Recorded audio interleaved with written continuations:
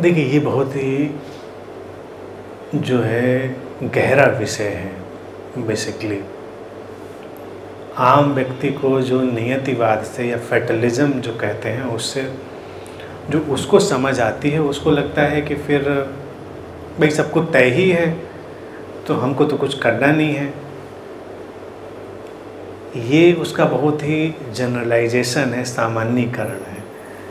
और दूसरी चीज़ है, इसी फैटलिज्म से पैदा होता है एस्ट्रोलॉजी का एक एब्सर्ड रूप, जिसमें आदमी अपनी छोटी छोटी चीज़ पूछता है कि भाई अब क्या होगा, 6 महीने बाद क्या होगा, 2 महीने बाद क्या होगा, और हम घर बनाएंगे तो क्या होगा, ये कपड़ा पहनेंगे तो क्या होगा, मतलब सब चीज़ें पूछ रही है, अंगूठी पहन लें तो क्या होगा। वो उसका एब्सर्ड रूप, क्योंकि वो सोचता है कि हमारी हर छोटी से छोटी बात भी कहीं जैसे नियत है, और जो बताने वाला है जैसे कोई उसके पास ऐसी डिवाइस है जिसमें वो एक्सेस करके उसको बता देगा। और आज तक कोई इसको क्लेम नहीं कर पाया कि बता देगा, और पूछने वाले भी आज तक संतुष्ट नहीं हो पाए कि मुझको ये सब बात सही सही पता चल गई। इक्की दुक्की बातें कभी आती जाएंगी कि हाँ एक ऐसा कहा था तो वैसा हो गया, एक वैसा था तो वैसा हो गया। जब मैं कह रहा हूँ कि चीज़ें वही हो रही हैं अस्तित्व में जो अस्तित्व तय कर रहा है, तो ये इंडिविजुअल डेस्टिनी की बात नहीं है, वो एक कॉस्मिक डेस्टिनी है। यानी कि बहुत सारे परम्यूटेशन, कॉम्बिनेशन, बहुत सारी फोर्सेस वो लगातार अपनी फंक्शनिंग में है, लगातार वर्किंग में है, और उनसे कोई चीज़ पैदा, जैसे कि ये बात आपने कही कि ये जाना जा सकना कि क्या तय है और क्या तय नहीं है, ये तो व्यक्ति के लिए संभव ही नहीं, किसी के लिए संभव नहीं। तो उसके लिए विकल्प यही बचता है कि जो उसको सबसे बेस्ट, श्रेष्ठ लगता है वो करे उस मोमेंट में। उसको एक क्वेश्चन इसके पैरेलल जो आपने नहीं पूछा वो ये खड़ा होता है व्यक्ति के पास, लेकिन हमको तो लगता है कि हमारे पास फ्री विल है, स्वतंत्र इच्छा शक्ति है। तो अगर सब नियत है तो हमारी उस स्वतंत्र इच्छा शक्ति का, उस फ्री विल का क्या होगा, और वो है तो क्या है फ्री विल। यहाँ पर देखिए फ्री विल है, लेकिन फ्री विल उसी ड्रामे का पार्ट है। फ्री विल बहुत इम्पॉर्टेंट चीज़ नहीं है, फ्री विल उसका ड्रामे का पार्ट है। फ्री विल का मतलब इतना ही है कि एक बहुत बड़ी स्क्रिप्ट के बीच में आप बहुत कुछ करने के लिए आज़ाद हैं, और वही आपकी कुशलता है, वो इम्प्रोवाइजेशन है। जैसे जब आप बहुत कुशल अभिनेता हैं तो कोई आपको ये सिखाता नहीं कि अभिनय कैसे करें, फिर तो अभिनय की स्टाइल, उसका ढंग, उसका तरीका आप खुद पैदा कर लेते हैं वो चीज़, क्योंकि वो इम्प्रोवाइजेशन के लिए आपके पास पूरी आज़ादी है। फिर फ्री विल आपको डे टू डे के डिसीजन लेने के लिए, डे टू डे की चीज़ों को फंक्शन करने के लिए भी मिली हुई है, वो भी ज़रूरी है। उसमें कितना तय है और कितना नहीं तय है उसकी डिबेट में या उसके एनालिसिस में जाने की कोई ज़रूरत नहीं, क्योंकि उसमें व्यक्ति उलझ जाएगा। तो डे टू डे लिविंग के लिए तो ये ज़रूरी ही है कि व्यक्ति के पास एक निश्चित किस्म की फ्री विल हो, तभी वो डिसीजन लेगा कि अच्छा आज सुबह हमको दूध लाना है, घर में चाय बननी है, हमको चीनी लानी है, खाना बनना है तो सब्जी लानी है, हमको इस तरह की चीज़ें, वो आपके अपने डे टू डे के डिसीजन चल रहे हैं, निर्णय चल रहे हैं फ्री विल में। लेकिन जब आप सब्जी लेने निकलेंगे तो सब्जी मंडी में क्या सीन होगा, जो आप लेने निकले थे वो मिलेगा कि नहीं मिलेगा, वो बहुत सारे फैक्टर्स पे डिपेंड करता है, मार्केट की स्थिति पे, उसकी अवेलेबिलिटी पे, तमाम चीज़ों पे। वो आपके हाथ से निकल गई चीज़, तो वो डेस्टिनी का हिस्सा हुआ, लेकिन वो डेस्टिनी क्या है, वो बहुत सारी चीज़ों का कॉम्बिनेशन है। तो आपने अपनी फ्री विल का यूज करते हुए अपना काम करने को सोचा, लेकिन जब आपके हाथ में जो चीज़ आएगी वो वही आएगी जो उस पूरे टोटलिटी में बन रही होगी। मार्केट में आप लेने निकले थे कि चलो आज हम प्याज लेने निकलते हैं, और पता चलता है उधर आपको पता ही नहीं था, कोई एटॉमिक एक्सपेरिमेंट हो रहा है, सारे प्याज उन्होंने मार्केट से उठा लिए। तो जब आप प्याज लेने पहुँचे तो उन्होंने कहा नहीं साहब आज तो कोई प्याज नहीं, कल तो बहुत था, कहने आज नहीं है, कल ले गए सब, आपको नहीं मिला।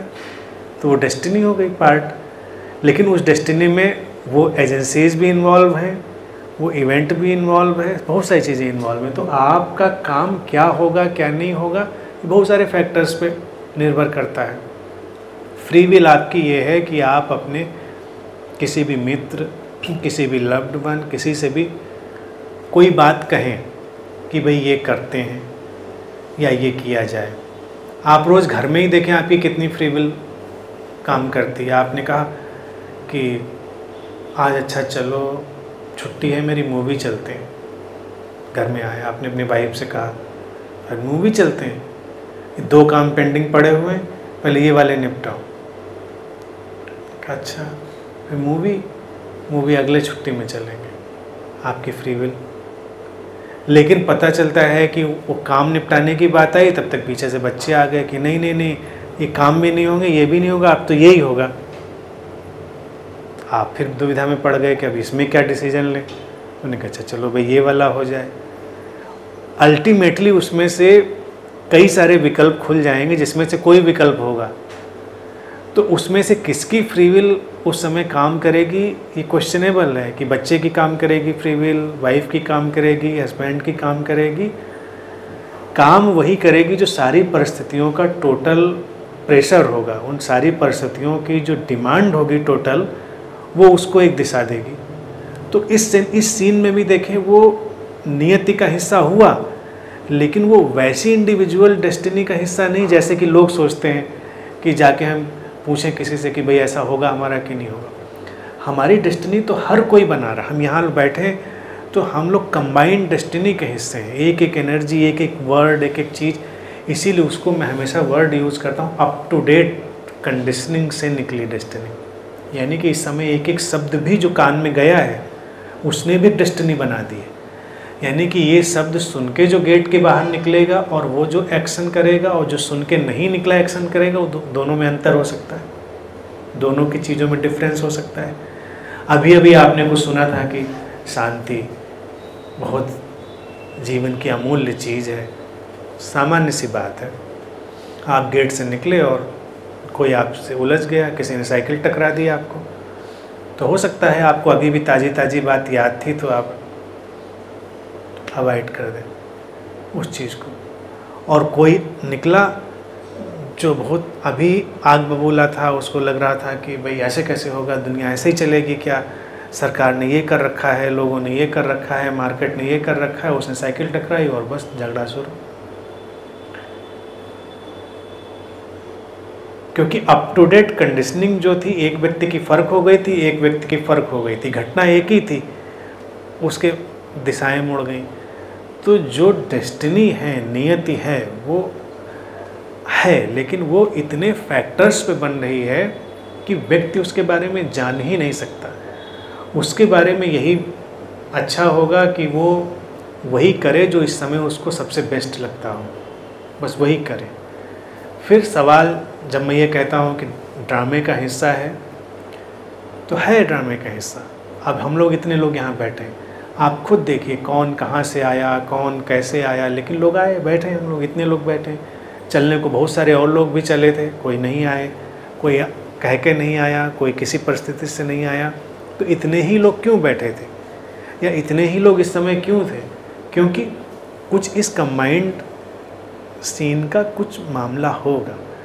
वो क्या होगा, बस वो मिस्ट्री का हिस्सा है जिसको कोई नहीं जानता ठीक से।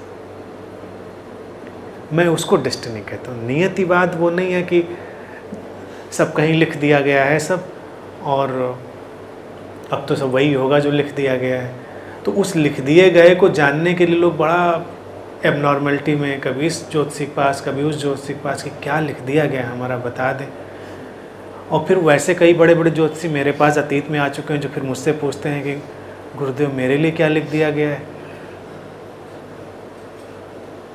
तो मेरा तो भरोसा उसी दिन से उठ गया जब भारत के बहुत महान ज्योतिषी एक दो थे जिनको विश्व स्तर का भी माना जाता था, मेरे पास व्यक्तिगत रूप से आके जब उन्होंने पूछ दिया मुझसे कि मेरा क्या होगा, मेरा क्या है, ज़रा आप बताइए। क्योंकि उन्होंने मेरे कुंडली में देख लिया कि इनको त्रिकालदर्शी योग पड़ा है, ये तो बहुत दूर की देख लेते हैं, जितनी दूर ज्योतिषी भी नहीं देख पाते। मैंने उनसे यही प्रश्न किया कि आप तो सभी का जानते हैं, आप ना तो जानते ही होंगे कि अरे कहाँ जानते हैं। तो फिर ऐसे आदमी से जब आप पूछेंगे तो वो जवाब तो देगा ही कुछ ना कुछ आपको, और जवाब से आप सेटिस्फाई नहीं होंगे तो फिर आप और पूछेंगे, फिर आपकी लिस्ट बढ़ती जाएगी, ऐसे ही चलता रहेगा।